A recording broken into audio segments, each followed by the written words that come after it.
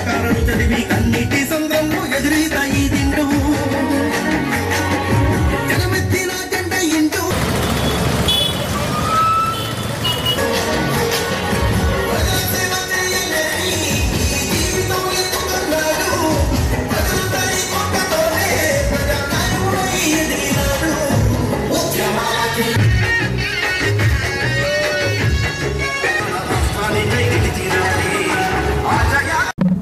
ఈ రోజు తెలంగాణ వ్యాప్తి మొత్తం కూడా తెలంగాణ అంతా కూడా ఒక పండుగ వాతావరణం ఉన్నది. పొద్దున్న లేచి ఏదైతే 15 ఆగస్టు చేసుకుంటామో, జూన్ 2 చేసుకుంటామో, అలాగే ఈరోజు మేమందరం కూడా తెలంగాణ యొక్క రాష్ట్ర సమితి టీఆర్ఎస్ పార్టీ ఆవిర్భావ దినోత్సవాన్ని ఒక పండుగ వాతావరణం జరుపుకుంటున్నాము. ఇప్పుడే అన్ని జెండాలు ఎగిరేసుకున్నాము. అన్ని ప్రాంతాలలో టీఆర్ఎస్ పార్టీ జెండా ఎగిరేసుకోవడం జరిగింది.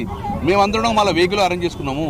ఈరోజు 20 సంవత్సరాలు జరుపుకుంటున్న సిల్వర్ జూబ్లీ ఫంక్షన్ జరుపుకుంటున్న మా టీఆర్ఎస్ పార్టీ అధినేత కేసీఆర్ను చూడాలని చెప్పి లక్షలాది మంది ఈరోజు కరీంనగర్ నుంచి కదులుతున్నారు.